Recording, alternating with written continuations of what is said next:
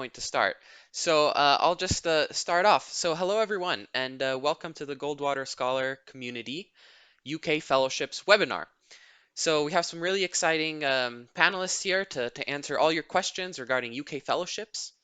But before we get started, I just want to say, so if you're watching this on Twitch right now, which I mean, I guess all of you are, make an account on Twitch so that you can ask questions. And we'll be moderating the Twitch chat, so you can just type your question in the chat, and then we'll be asking the questions as the webinar goes along. So yeah, with that, I'll pass it on to Vaishnavi.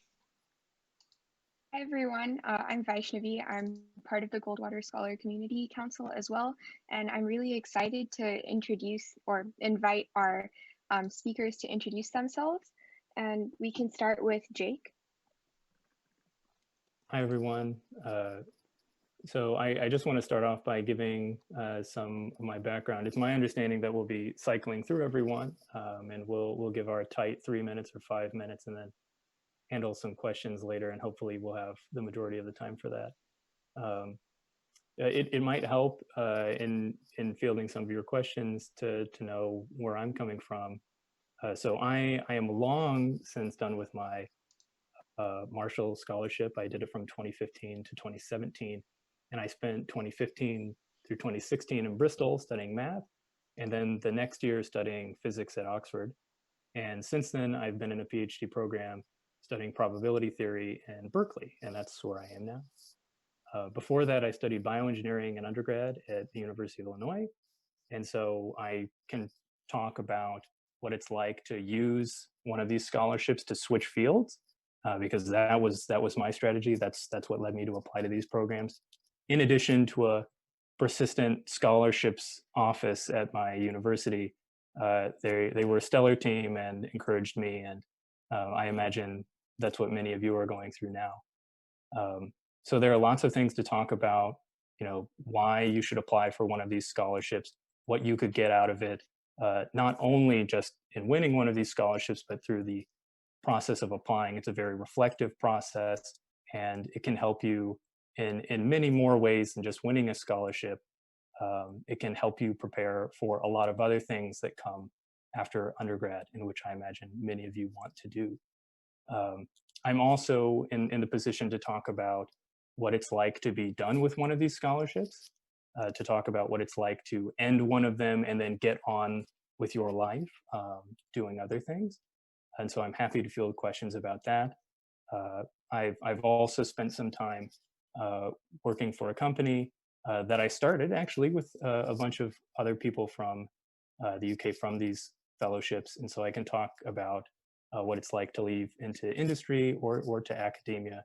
And I'm very happy to do that. Thanks. Thanks, Jake. Now, would Katie mind introducing herself? Yeah, so I'm Katie. I'm originally from a suburb of Chicago, and I did my undergraduate degree at Notre Dame, and I graduated in 2019. So during my junior year at Notre Dame, I had the opportunity to study abroad at Oxford, and I said, oh, wow, this is great. And the following summer, I was reflecting. So this is the summer between my junior and my senior year, and I was reflecting on my experience, and I said, oh, man, I would really like to go back. I had found the mathematical community at Oxford really welcoming, and then the whole taking classes there very rewarding. So I said, oh, I want to apply. And so during my fall semester of senior year, I applied for four fellowships. So I applied for let's see, Marshall, Rhodes, Gates, Cambridge, and Churchill. I was a final. Sorry, I might go inside because my dad's doing work. Oh, okay. Oh, he's stopping. Okay. Sorry about that. Let's see. Oh yeah. So I applied Marshall. I was a finalist and I ended up winning the Marshall. I was also a finalist for the Rhodes. I did not end up winning the Rhodes. And then I believe I was a finalist for Gates, but I withdrew my application after that because you accept the Marshall in late November, early December. And I also withdrew from the Churchill. So for my first year of the Marshall Scholarship, I did an MSc in Mathematical Sciences at Oxford, and there I was in New College, and I finished that this past June. And this coming year, I'll be doing a degree in computer science at Imperial College London. So something I think is interesting to mention is that I applied for graduate school for after the fellowships um, during my senior year as well, just for two reasons. Number one is I wasn't sure whether any of these would work out, so to have that option open as well. And then um, I had a lot of professors telling me it might be good to get it sorted before I left. So after I finish the Marshall, I will be going to the University of Chicago for a degree in mathematics, PhD. Fantastic. Now let's go on to Naomi, please. Hi, my name is Naomi Brew. I am a 2016 Goldwater Scholar, and I graduated from the University of Maryland, Baltimore County in 2018 with a bachelor's in chemical engineering. And I first started thinking about applying to any of these kinds of scholarships my freshman year. The thought was planted into my mind by one of my professors, and I said, no way. So I didn't think about it for another 2 years. And then my junior year, I talked to that same professor again. He had actually applied like 30 years prior, and he was a finalist. And he was, um, yeah, just kind of like telling me about the process. And I was still thinking like, no way. But I knew that I just really enjoy experiences where I can like learn new cultures, learn new things, meet new people, that kind of thing. And throughout undergrad, I was really active about finding opportunities in the summer where I could study abroad or just be in a different setting and learn a different thing, different from what I was doing for my undergraduate degree. So kind of along those lines, I was thinking that I really wanted to do a graduate degree that allowed me flexibility to learn things outside of what I am focused in, which is engineering. And Oxford is a very, I'd say, like flexible learning environment, and that's what I wanted. So that's kind of why I decided that I wanted to apply. So I applied for the Rhodes Scholarship and the Marshall Scholarship and the Gates Cambridge Scholarship my senior year. And I won the Rhodes and I won the Marshall. And I withdrew my application for the Gates Cambridge, selected the Rhodes, and applied for a DPhil in engineering. So right now I'm in my almost my third year of my DPhil in engineering, which is crazy. Yeah, I'm doing a DPhil in engineering here, working on like nuclear reactor things in a collaboration with the university in the US, which is actually pretty cool. But my application process was definitely not smooth. I was the first person from my university to win the Rhodes, and so there wasn't like an infrastructure, I think, for like how when things should be submitted, how things should be submitted, what needs to be submitted. So that was all just like a big learning process with me and my colleagues there, not my colleagues, my professors in the US. But what was really helpful for me was linking up with someone who was from a university where they had Rhodes Scholars in the past. So I had a friend at NC State. I think they've had maybe 2 or something Rhodes Scholars. So they had a whole program and they knew kind of like how to do things. So I just listened to what he was doing, then tried to sort of plan accordingly. But I really found that helpful to kind of give myself some structure because my university at the time didn't have that structure. Um, but I found that really helpful. And another thing that I think it's really good to keep in mind, especially when you're thinking about graduate school and these fellowships, is that this is really a good time to try something new if you're interested. Like, don't be afraid to try it on other fields outside of what you do. I wish maybe I had been a bit more adventurous in such a way, but I think that now is the time, and that won't be discounted towards you. I think in some ways it might be a positive if you're applying. But yeah, don't be afraid to sort of try new things. And the DPhil at Oxford, in case you're interested in such thing, is really, really flexible. So if you're looking for a course where you don't have to take classes or have much structure, you can kind of do what it is that you want to do and spend your free time doing other things. The DPhil is a good course. I'll stop talking now. Perfect. Thanks, Naomi. Now, Dylan.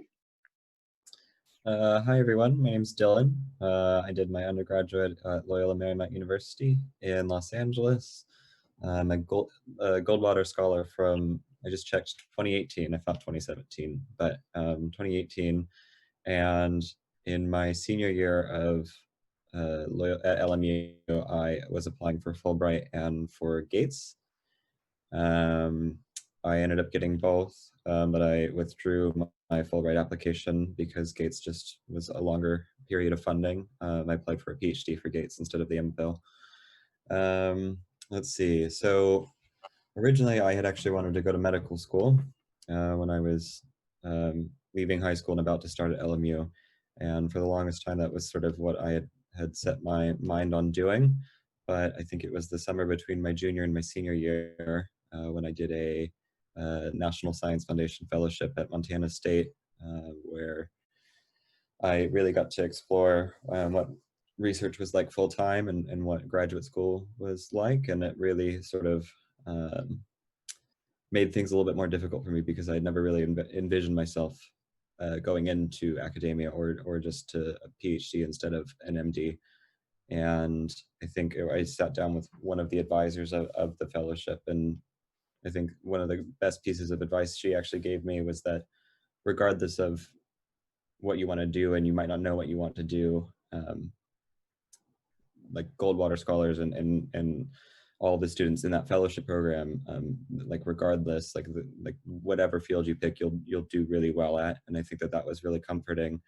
And so once I heard that, I think that's kind of where I said, I don't think I can make this decision for myself, actually. So I just applied for Gates and for Fulbright and said, I'll let those boards choose for me.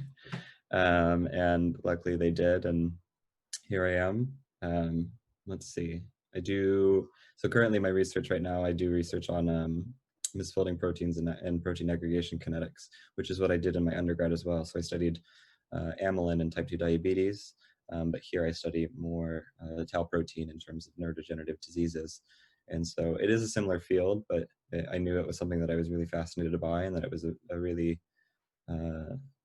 nuanced field. And so to be able to go and to continue working in that same field was important to me. And I think one of the best pieces of advice that I could give to anybody that's considering applying for these scholarships really is just to email professors at these universities that you're interested in working at. I think that was really important and really critical for me. I emailed my previous academic advisor. He's since passed away, but within 2 days he responded and said he'd love to help me try and get one of these fellowships. So he was really crucial in me getting here, and so I'm really grateful for him. And I actually met another Goldwater scholar at an event just like this, and I talked to him about that. He was actually in my lab, and so he was really helpful as well in preparing for those scholarships. So if anybody needs any advice for Gates, I'm happy to help, or Fulbright too, I can do that. And yep, that's me. Perfect. Thank you so much, Dylan. And last but not least, Kritika. Hi, everyone. I'm Kritika. I was a 2018 scholar, Goldwater scholar, and I graduated from Northeastern University this past May with a degree in bioengineering. I also studied chemistry and global health and had minors in those. So yeah, about these fellowships and what kind of drew me to apply to them. Throughout my undergrad experience, I was really drawn to a lot of community-based activities. So I was a university scholar at Northeastern. It was like a small full ride program. And so I really got very close to the other scholars in the program. I realized that my classes that I was taking, I was getting successful at my classes because I had a great community support system. And so I applied to fellowships based on the community aspect. So after I won the Goldwater in 2019, I applied for the Truman Scholarship, which is a public service-based scholarship, and it has a big basis of community. So after that happened, I actually studied abroad in Italy. I fell in love with Europe, like totally. I had the most amazing time in Italy. And there was a kind of this thing in my head that what can I do to get closer to Italy? And that was, oh, wow, look, I can apply to all of these fellowships and they'll put me in like one flight distance to Italy. But that's like a joke, right? So I actually really like studying too, but I also really love Italy. So come senior year, I realized that I wanted to do my PhD abroad, and I wanted to further studies abroad. So I applied to a lot of the fellowships that, again, are community based, but that would allow me to do a PhD, or that would allow me to do a master's and then progress that into a PhD. So the fellowships, I applied to a lot of them. So I applied for Churchill, Gates, Cambridge, Fulbright, Marshall, Rhodes, and Mitchell. Of those, I got the Rhodes, was a finalist for Mitchell, and withdrew from the rest of them. But all of those fellowships would either allow me, again, to do a PhD or to do a master's to then do a PhD. Um, so one thing that really drew me and connected all of those for me was, again, kind of like Jake mentioned, was the opportunity to switch fields. In my undergrad, I did a lot of research on chemical biology and bioengineering, focused on drug development, like kinetics, and I did a lot of organic chemistry. But then I realized that wanting to be a physician scientist in the future, I could not really get anywhere without knowing more about human physiology and knowing more about translational research, more about immunology. Everyone kept telling me, like, if you want to be a doctor and make drugs and make immune therapies, you need to learn immunology. So I wanted to explore a lab and find a lab that I would be able to do immunology as well as bioengineering, which are kind of like two different things that are hard to connect. So that led me actually to apply to the NIH Oxford Cambridge program, Oxford Cambridge program, yes, which is, if you don't know about it, you spend 2 years at either Oxford or Cambridge and 2 years at the NIH. And you can choose any lab at Oxford or Cambridge and any lab at the NIH, which is a super cool program because you can bring together like two people who don't know each other, whose fields don't match, and then you can create like a really cool, unique project. So that was kind of like the answer I was looking for, was combining bioengineering with immunology. So I'm going to be working in like an immunology microbiology lab at the NIH with Dr. John Schiller on like HPV vaccines and virus-like particles, and then working at an ultrasound lab at Oxford. So think about combining those two things, which is really exciting because we're going to be working on making translational therapies with those two. So again, that's kind of like the gist of what I'm talking about, what my background is. One piece of advice that I would have is to really think about what you're looking for in a program, and go after that. There's a lot of them, and you can find what you want in each of them. But again, for me, it was really about the community aspect. It was also about like, I was very confused about like what I wanted to do after undergrad and like in my life.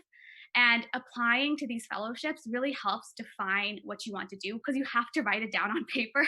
You have to talk about it with your family, your friends, your professors, the people who are writing your recommendations. So you really like figure out saying it out loud, being like, actually, no, I don't want to do that. Actually, no, I want to do this. And then you write it on paper and you apply and you have to kind of defend it to an interview panel. And so that whole process of applying to these fellowships, applying to Goldwater, Truman in my undergrad years, and then applying to these for postgraduate, it really helps solidify like what direction I want to go in my life, and kind of lays out a kind of like a framework. I know it's probably going to change a lot, but at least there's something that now I want to do this. So just think about that. And if there's nothing wrong in applying, like the only thing it will do is help you further define your goals. And also you get really close with your mentors, which I really appreciated. Like I loved hanging out with my advisors and everyone when I talked about Rex and stuff like that. I just like to thank all of the speakers. You all have already given some really valuable advice. And now for the rest of the webinar, we'll be asking a mix of questions that were already asked on the Google form that was sent in the Slack. And also, please, if you have more questions, put them in the chat on Twitch.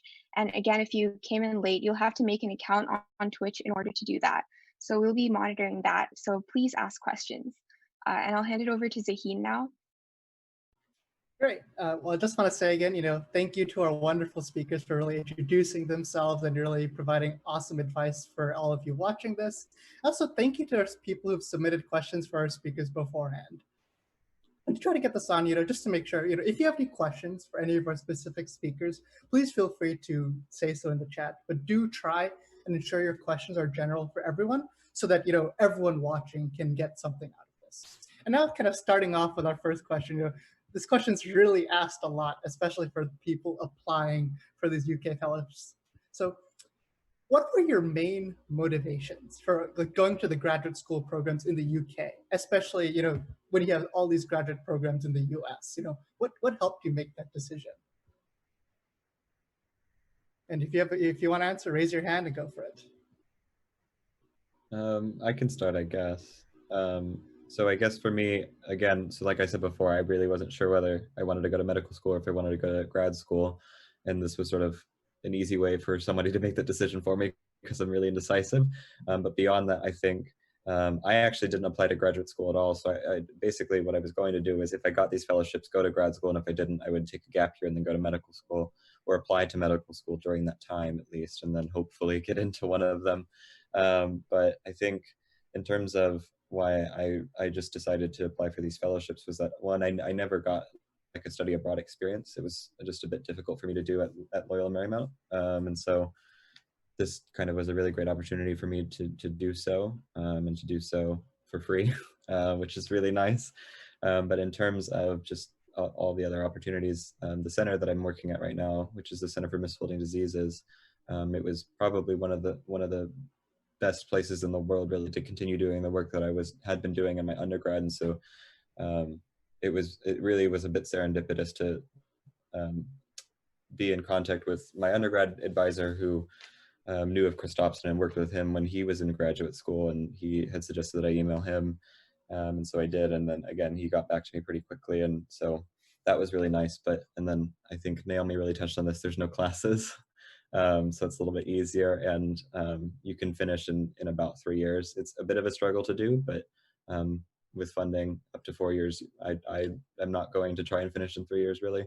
But yeah, so finish in 4 years, and then if I still wanted to go to med school, I could. But yeah, those are my reasons. Great. Thanks, Dylan, for that awesome answer. Naomi, you had your hand up?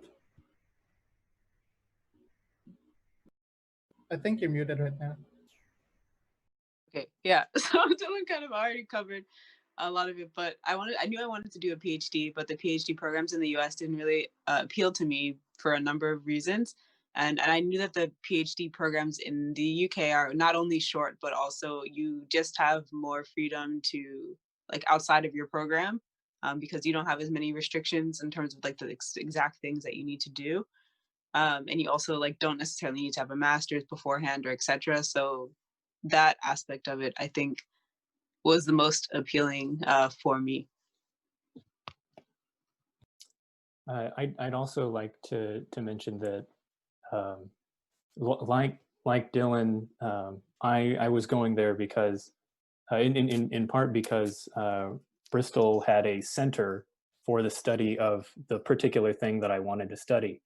And if you think it's a coincidence that of two of us, we went there to study our precise things at a center for that thing, it's not necessarily a coincidence because I imagine it helped with our applications. The people that read your applications, they want to know that you have a very good reason to go to the UK as opposed to just wanting to study abroad or wanting to have this really cool experience, which I think everyone should. But it's even better if you have a really good reason for it. And one way to say I have a good reason for it is to go to study at a center for the thing you want to study.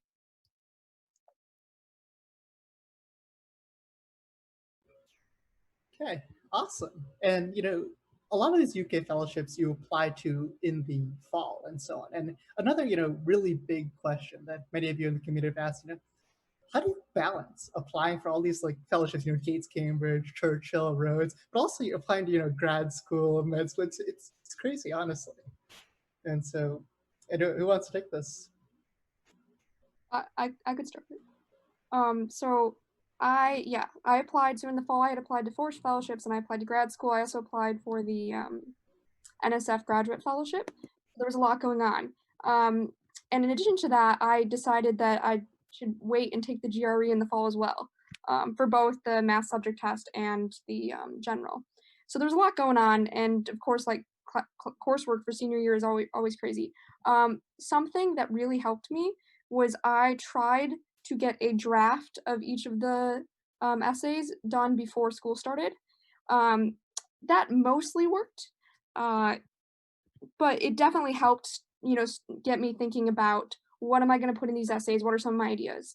The other thing, I had something else. The other thing I think that really helped was that I somewhat reuse material. I mean, that is sometimes not a good idea, but in a lot of these essays, I think I found that my personal statement from Marshall was going to be very similar to my personal statement for Rhodes, because for my Marshall Scholarship, I was applying in my first year, I was going to apply to Oxford. So there were a lot of similarities in why I was doing that. And then I also found the essay questions when I applied for Churchill were similar, or at least helped me write my Gates Cambridge essays. And then I was able to use all of those to help me apply for my PhD personal statement, because I think for mathematics, PhD personal statements maybe only 2 pages. It was not as in depth as the essays for the fellowships. So yeah, that's my advice. Yeah, just going off of that, I had a very similar experience as well, where a lot of stuff was reused. I actually reused some of the stuff from my Goldwater application as well. So good thing you all have those lying around. But yeah, it's kind of like the same thing. It's you basically have a story as to like why you want to do something specific, and you're basically just telling that story in different ways depending on which program you're applying to. And what I told myself when I was applying to like a bunch of fellowships was that at some point in my life, like these essays will be useful for something, even if I don't get the fellowship. So that kind of helped me get through all of the writing as well.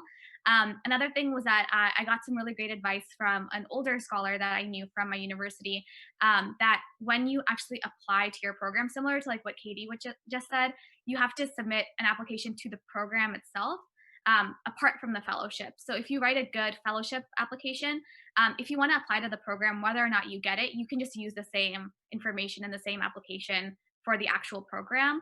So even before I actually found out about Rhodes, I had applied to Oxford with like the same materials that I had applied to Rhodes with, because I knew I wanted to go to Oxford. So it was really like a very streamlined process.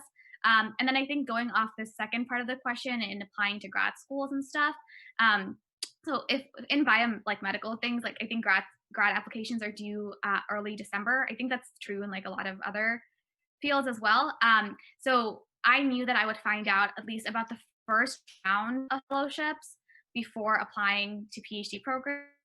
So I actually like wrote the application, spent a bunch of time on it, copied a lot of stuff from my other applications into my US grad application as well, but then waited to hit submit until I found out, so I wouldn't have to like go through the whole withdrawing process. So that's another way that you can kind of know that, okay, this can be like what you want to do if you want to also apply to the fellowships. Similar to also Dylan, I was originally going to apply to medical schools concurrently with all of these fellowships and PhD programs, but that just like was way too much for me. So I ended up not applying to medical school, and heard some great advice from older students that you can just apply to medical school during the course of the fellowships. And so that's what I'm going to do after my NIH OxCam fellowship, is go to medical school. And an interesting thing for those of you who are considering MD PhD is that OxCam also offers a great MD PhD program where you can apply like a normal MD PhD 242, or you could do your PhD first and then do medical school, and it's fully funded. So it's a really good like all-in-one type of package. Okay, awesome. As Kritika mentioned, one of the most important things is really that story, in building these applications. And, whether that be through interviews, all these essays and so on. And also a really big question we get is, what do you feel is like most important when applying for these fellowships? And this includes, the actual essay writing, the interviewing, and so on. Well, I think that basically everyone who applies for one of these fellowships is going to be strong academically. They will have good grades. They will have done things besides school, during school. And so it's important not to just rely and only try to highlight those aspects of your accomplishments. You need to show that you are a whole person in other ways, that you have like a quote X factor that helps someone who reads your application to remember you. That sets you apart. Like maybe you study something that lots of other people study, but you study it for a very different reason.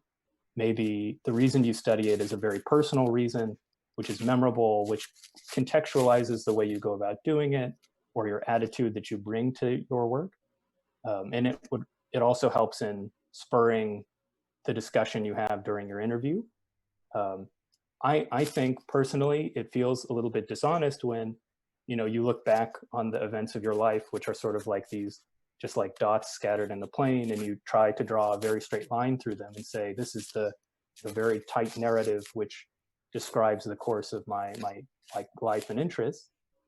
But it ends up being very convenient to do that for the purposes of sticking to a narrative for your interview and like getting that narrative through to the person who reads it. And so I would encourage you in your application to identify your X factor, know what sets you apart, and highlight that with a narrative that you can then rely on when you're in your interview.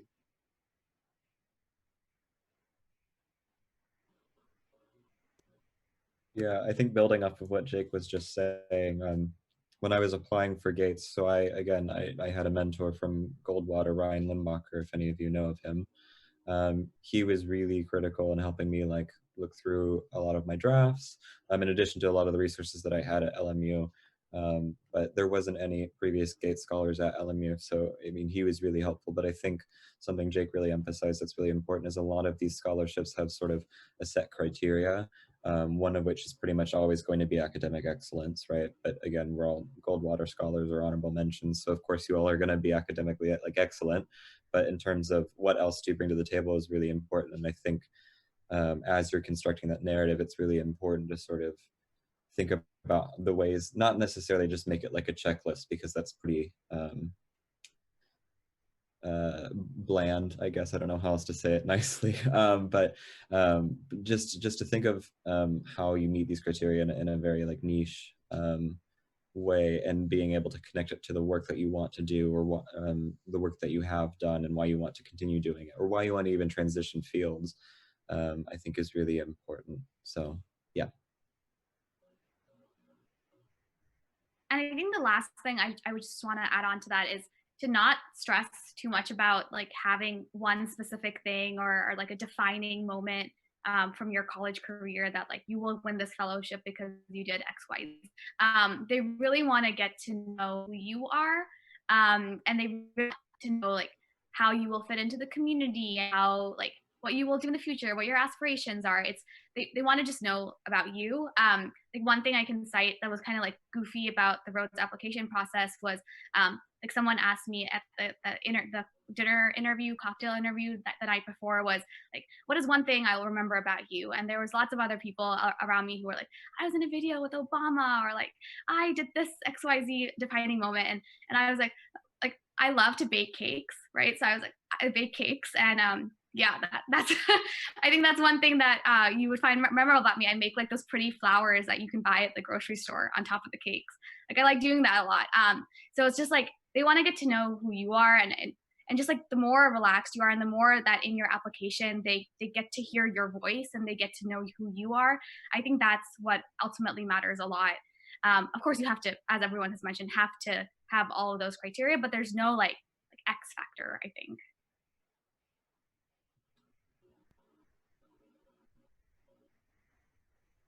Okay, so like, as you can see, a lot of our speakers have really talked about, being yourself and, talking about, who you are, and really be able to articulate that in a way to the speakers. And, another, this really user submitted question kind of really, ask more about the interview part of this. And so how much of this interview is focused on, politics or broader effects versus like your academics or research and so on? So I can speak for the Rhodes versus the Marshall. I'd say for the Rhodes interview itself, nothing was really asked much about my academics. What they really cared about is how I wanted to change the world. I think that's like the big question for the essay, and that's the big question in the interview. So for that interview, I think people expect questions that are more along the lines of like, yeah, more, I'd maybe say political things, or more things that are more less about what you're doing specifically, especially if you're science, because don't expect to have many scientists on your interview panel, at least in my experience. But then for the Marshall, they were way more interested in like the technical aspect of what my plan was, and why I wanted to specifically study in the UK, and how I was going to link my studies in the UK to what I was doing in the US. And they cared, I think, a little bit less about big picture, like how you want to change the world. It was very specific about technical questions about my background, and then also like specifically how am I going to use what I'm learning in the UK to benefit the US when I go back, that kind of thing. I think I had expected both interviews, especially Rhodes, to have more questions about politics, which is not really going to be the case because I should have not expected that because I'm a mathematician. I mean that's not my area of speciality. For Marshall, I know that I'd heard from our secretary Mary, and she had said that they try to ask everybody like a Brexit question or something that is major going on in England or the UK, just so that they know people have an idea of what's going on rather than like somebody coming up and me like what's Brexit or something. I don't know. So they try to ask something, but other than that, I don't think I got any other questions relating to politics in either of those interviews. Most of the questions were for Marshall, like what do you study? Why do you study this? What are you doing in the future? And why should you be in the UK? Rhodes was a bit more varied, but they were very directed at my interests, both academically and then like my extracurricular type activities.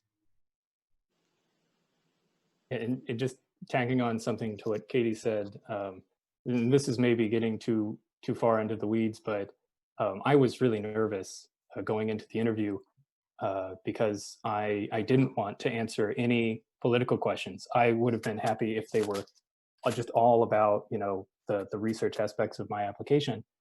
But I knew that the way that the interviewers want to run this interview is that they want to make you uncomfortable.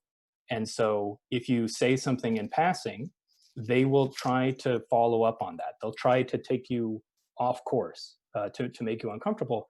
But you can use that to your advantage because you can bait the question that you don't want to be asked. So for example, I didn't want to be asked a question about the ongoing politics of the day. And so in the answer to a different question, I made it sort of a joke, or I brought it up, and then they jumped on it and said, "Oh, but what do you think about that?" And then I had thought about that ahead of time, and then that sort of settled the asking the big political question or what have you. So that's one strategy if you're not comfortable answering those questions. And you can come with like prepared answers, like Jake was saying. So I had come prepared with, broad answers to 3 or 4 general questions about Brexit because I would not feel comfortable coming up with those answers on the spot. So for my experience with Gates, at least, it was about 50-50 in terms of half of my questions were a bit technical, focusing on my previous research. One question actually really scared me because one of my panelists, he was a professor at University of Washington, and he had asked like a very specific question about the specific instrument that I used, which I didn't remember the name of. So I really thought I had bombed my interview at that point because that was one of the first questions that I had got.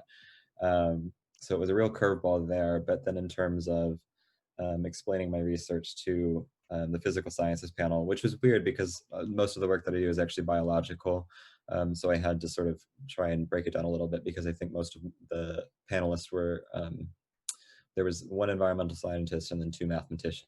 And so having to explain protein folding and protein stability in a way that obviously wasn't talking down to them, but still like academically accessible was really important. And then I think the other thing that was really important was sort of preparing, again, basically one example of how you met all of the criteria for each of the 4 criteria, basically, that was separate from your application, because of course they've read your application. So having additional stories to sort of back up how you meet those criteria is really important.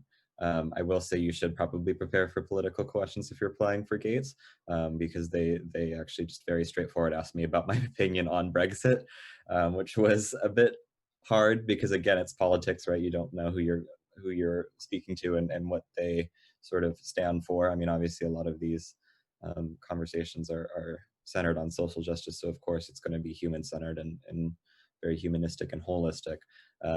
So I did my best to sort of navigate it in a way that wasn't super pointed, but in a way that got my point across. It said, yeah. So I do prepare for politics questions. I think Brexit has kind of subsided a little bit in the country, but yeah. And just like touching on the NIH Oxford Cambridge program, I would not expect political questions. I know that's kind of different to what everyone else has been saying, but the OxCam program is a fellowship that's specifically about doing a PhD or a DPhil at either Oxford or Cambridge. So I would expect more of like a traditional PhD interview for the 30 minutes that's the interview, given that the interview is only 30 minutes, but the interview weekend is 3 days. So you have to talk about something with everyone, right? And they say they're not evaluating you, but everyone has impressions, right? You have the dinner before, you have the interview the next day. There's like a whole day of activities, and then there's the next day. So people talk about other things. So I know that since my interview was in early February, so that was right when things were starting to get talked about with COVID-19. And so a lot of the conversations that we were having with the PIs there were, of course, about policy surrounding COVID-19. So if someone didn't know about it, that would like be excluding in the conversation. So I think in general, just for all of these fellowships and just interviews in general, it's good to be just well read about what's going on in the world. One advice that my fellowship director at my school gave me, like really early on, like junior year or something, was to just download the New York Times app on my phone and just read it whenever I have free time, or Washington Post, or take your choice, like a newspaper, right, to know what's going on. Because in any situation, that's going to help. But in the actual interview portion of OxCam, just expect really detailed science questions. And again, as Jake mentioned, they're going to try and make you feel uncomfortable with science, which is super scary. I think it's less BSable, I think, than than politics questions, because you can't make up how to do an NMR. Like you just can't. Like you have to tell them how to do it. So that's just one thing that I would be prepared for, is that because a lot of people are switching fields, they're bringing together fields for OxCam. Just know what you're explaining, and if you don't know, just say you don't know, and that's totally fine. They'll actually tell you, and then you'll have a great conversation about it. Oh, awesome. Thank you all for really talking about, how politics and the broader things could impact, how they come up during your interview process. But also, as Kritika brought up, 2020 has really been a crazy year with everything going on, and with the coronavirus going on. And so, of course, we all recognize that all of you guys aren't on the admissions panel or like even policy, or may not know exactly how coronavirus will impact your fellowships. But to the best of your knowledge, can you all talk about how will COVID affect your fellowships, whether it be the application process, the actually getting your degree, and so on and so forth? So I'm on the orientation committee for Gates. So at the moment, we're actually trying to plan for how we're going to sort of integrate the incoming scholars into Cambridge and to the community as a whole, which has been really difficult because things have changed so much depending on the governmental policies. But now we're basically just doing a whole virtual event. But in terms of the actual impact on like my fellowship, Gates, so before I had applied, I think it was a year before they made the decision to guarantee 4 years of funding. You just have to basically submit like an application and reasoning and justification. But they would basically guarantee it as long as you can kind of show the like reasoning for why you actually need that, which is really nice. But I guess even finishing in 4 years can be a bit difficult for some people, depending on the project that you're working on, of course. It may allow for some extensions. It may not. It really is sort of a lot of, I think these trust bodies are trying to sort of still figure out what exactly they're going to do in 3 or 4 years when we're coming to an end of our fellowship. Right now, at least what I can say for final years finishing up their studies here, they've been granted some extensions and additional funding, which has been really helpful. But yeah, so it's still up in the air for at least Gates. For Marshall, for me, for a current scholar, a lot of the changes were in the way my program was delivered.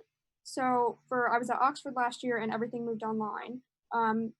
And so my exams were online, for example, and my classes in May were also online. This year I haven't officially heard, but I think Imperial is going to be online for the first autumn term.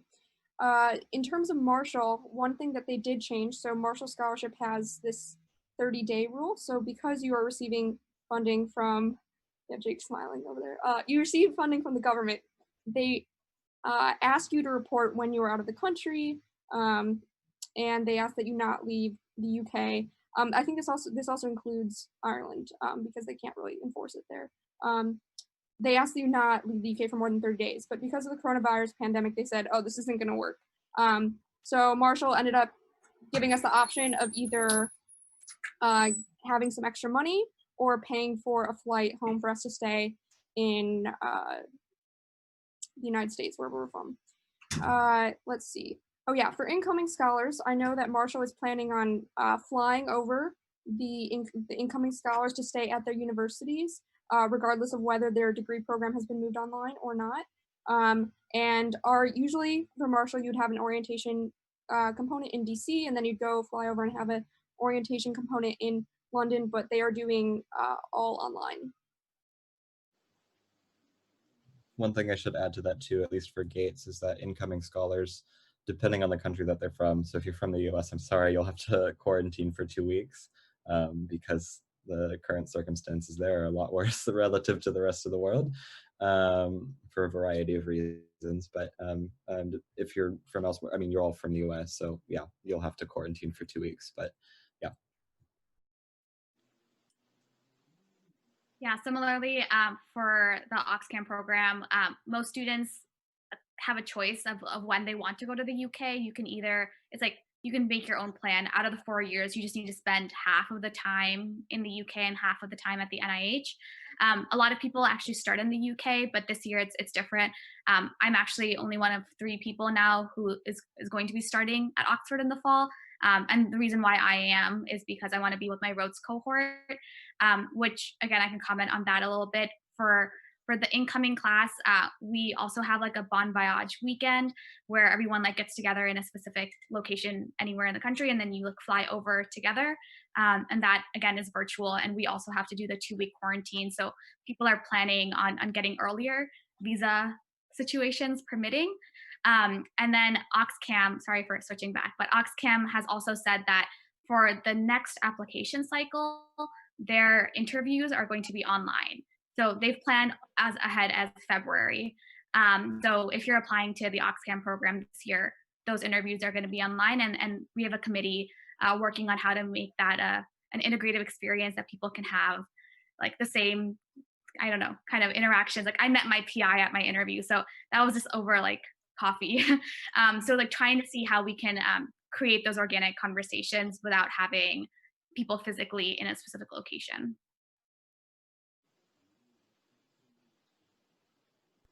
Awesome. Well, thank you all for really, offering whatever insight you can into your fellowships during, these times of course. And, now we'll begin to close with our, and, we've talked a lot about the application process, but as some students don't have, let's say, a dedicated fellowship office and so on and so forth for these types of, UK scholarships. And so what recommendations, quick tips would you guys give for essay writing, the preparation, if you don't have this formal fellowship office, or anything you guys might have found useful beyond what you've already said?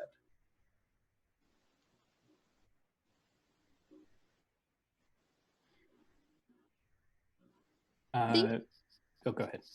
I was gonna say, I think if you have questions related to the scholarship, like, is this, if you can't find it online, I think it's most of the fellowship secretaries are really nice and they do not mind being emailed, so it's worth just sending an email. Obviously, look to make sure it's not in their frequently asked questions, but they're very open. And then I think it's really good to reach out to former scholars. So there's the UK fellowships channel, and I definitely utilize that. I think I actually messaged you, Jake, maybe. I don't know. That's right. Yeah. So and they can give really good advice. So I think, yeah, reaching out to current or former scholars and getting, their opinions on things.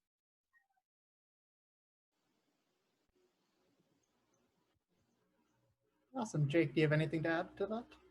I was what Katie said. Message us. we might not be able to, you know, really help you with remembering all the deadlines and whatnot, but if it comes to, you know, wanting to get some feedback on your materials, uh, I know that tons of people would love to help. Um, and maybe we even know somebody from your university who could give you some feedback that would apply also to the interview process if you interview in the same region as well. One thing you can Yeah, also do. similar. Oh, go ahead, Kritika. Yeah, I was just going to say, similar to what Katie and Jake say, feel free to reach out. And also, these fellowships are in effect just like, how well are you going to do grad school, right? That's one of the main things that they're checking is, will you get into this grad school? How well will you do in this program? Also, how well you will do in life, and et cetera, et cetera. So anyone at your university who is a graduate school like advisor or a professor who you trust, who you might have talked to about your Goldwater application, or like literally anyone who can help with any sort of application, grad schools, anyone like that is very helpful with these sort of fellowship applications. Like, we have an office at Northeastern now, we didn't used to. So the people who help now at the office are professors that had applied to these fellowships. So we have, I think, a former Churchill scholar who's one of our advisors. So some of the professors have also gone through this process themselves. So maybe if you can find someone like that. But again, I think the Goldwater Slack channel is very, very effective, and I think people answer questions so fast in it. I'm so impressed. So I think that's honestly like one of the best resources. Yeah, I think building off of that, it was really important to sort of reach out to not only your like academic or your research advisors from your undergraduate, if that's an experience that you had, but also even like non-academic ones, like even ones that you just had a really good connection with from previous years. They're really helpful in terms of bouncing a lot of other ideas off of that aren't specific to your research or to scientific sort of proposals, which was really helpful for me. But then in addition to that, again, what Jake and Katie were saying was that, I mean, we're all here as a resource. And beyond, I think, Goldwater scholars, if you can find students that are in your lab, or maybe students that kind of know that process, that maybe weren't even in Goldwater, they were really helpful for me. I think I did probably like 4 or 5 different practice interviews, a couple of which were with a Goldwater scholar, and then other ones were just with a lab mate who also happened to be in Gates at the time. And so that was really helpful. And a quick piece of advice, I'd say maybe just like, maybe not advice, but just don't stress out, I'd say, so much about sort of these things. I understand like different universities have different resources. Some universities have offices, some have the opportunity to do practice interviews and etc. And some just don't have that. And I think what really matters is if your plan and what you want to do. And if the interview panel sees that in you, then it doesn't really necessarily matter the resources necessarily that you had at your university. So I think sometimes you can stress out a lot about these sort of technical things, but really, I'd say you just need to take time to focus and really think about what it is that you want to do with your time in the UK and etc. And of course, seek out other resources, but be weary of overthinking sort of these things and getting too many edits on your essays and all of those sorts of things. They want to just see you and what you have to offer.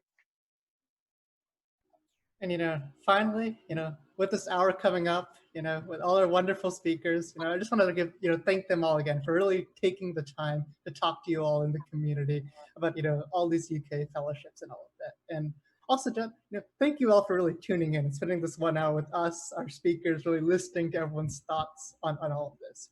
And as several of our speakers mentioned, it doesn't end here. With the Goldwater Scholar Community Slack, please check out the UK Fellowship Slack channel, graduate school channels, whatever you find interesting. And if you have any questions for speakers that maybe we didn't get to, or maybe you really want to ask, just quick, DM any of these speakers, and I'm sure they would be glad to really answer your questions. Other than that, thank you all for really coming to this webinar, and we hope to see you again. Thank you.